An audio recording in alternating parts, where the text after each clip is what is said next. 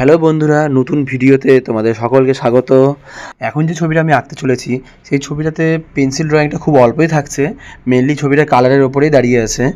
আর ছবিটাতে কালারও আবার খুব বেশি কালার ব্যবহার হবে না, এখানে basically deep yellow, lemon yellow আর ব্ল্যাকেরই ব্যবহারটা বেশি হয়েছে। দেখো, প্রথমে আমি এখানে যে ইয়েলোটা দিলাম সেটা মিডিয়াম ইয়েলো দিলাম, আর উপরের দিকে আমি ব্যবহার করলাম লেমন ইয়েলোটা, হ্যাঁ। আর তার সাথে অরেঞ্জ কালারটা একটু দিয়ে নিচের দিকে আমি একটু ব্লু কালারটা দিলাম, আর তার সাথে সাথেই আমি গ্রে কালারটাকেও ব্যবহার করছি। এবার আমি এই সবগুলো কালারকে আমি আঙুল দিয়ে বরাবরের মতো মিশিয়ে নিচ্ছি। আর মিশানোর জন্য অবশ্যই আঙুলটা ব্যবহার করো, কারণ আঙুল দিয়ে মিশালে গেলে রঙটা একদম স্মুথ হয়ে যায়। তোমরা যদি কাপড় দিয়ে মেশাও তাহলে রঙটা অনেকটা হালকা হয়ে যাবে, প্লাস রঙটা উঠেও যাবে। তো আমি সেই রকম এফেক্ট দিব না, এখানে আমি একটা স্মুথ একটা কালার, মানে যেটা সবগুলো রঙে বোঝা যাবে, তো যার জন্য আমি আঙুল দিয়ে রঙটাকে মিশাচ্ছি। আচ্ছা, নিচের যে জলের রিফ্লেকশনটা সেটাও দেখো আকাশের মতনই আমি ইয়েলো, মানে যেটা ডিপ ইয়েলো, মিডিয়াম ইয়েলো, আর তার সাথে একটু অরেঞ্জ কালারটা দিয়েছি, আর আমি আঙুল দিয়ে মিশিয়ে দিচ্ছি।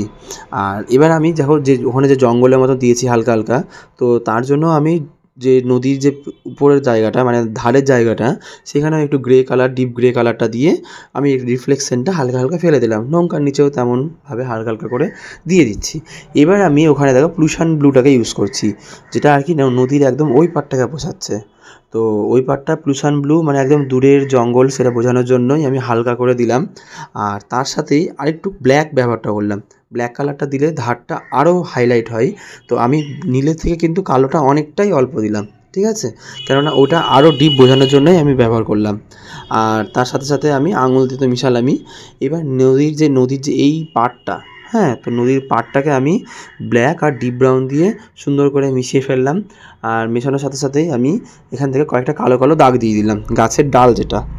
আর সেখানে যে পাতাটা ইউজ করছি, তো সেই পাতাটা পুরোটাই ব্ল্যাক দিয়ে করছি। আর ব্ল্যাক করার কারণটা হচ্ছে, যেহেতু আমি ইয়েলো কালারের যে ব্যাকগ্রাউন্ডটা করেছি, মানে এটা একটা সন্ধ্যার সিন বোঝানো হয়েছে। তো এই সন্ধ্যার টাইমটা থেকে না, মানে এই গাছের পাতাগুলোর রঙগুলো যে গ্রিন ব্যাপারটা, সেটা আর বোঝা যায় না, যার জন্যই আমি ব্ল্যাক কালারটাকে এখানে দিয়েছি, ঠিক আছে। তো রিফ্লেকশনটাও আমি এরকম ব্ল্যাকভাবে হালকা হালকা করে দিলাম। আর রিফ্লেকশনটাতে একটু মেশাতে হবে বেশি করে, তা নাহলে উপরের থেকে নিচেরটা, মানে রিফ্লেকশনটা যাতে হালকা না হলে ভালো লাগবে না। তো সেই রকমভাবেই করে নিলাম নৌকাটাকেও, ব্ল্যাক আর ডিপ ব্রাউন দিয়েই নৌকাটাতেও আমি দিয়ে দিচ্ছি। নৌকারও রিফ্লেকশনটা আমি ব্রাউন দিয়ে ব্যবহার করলাম। আর ব্রাউনটা আমি অবশ্যই ডিপ ব্রাউনটা, যেটা আর কি কালচে খয়েরি, সেটাকে ব্যবহার করলাম। আর তার সাথেই নিচের রিফ্লেকশনটাও আমি ব্রাউনটা দিয়ে দিচ্ছি।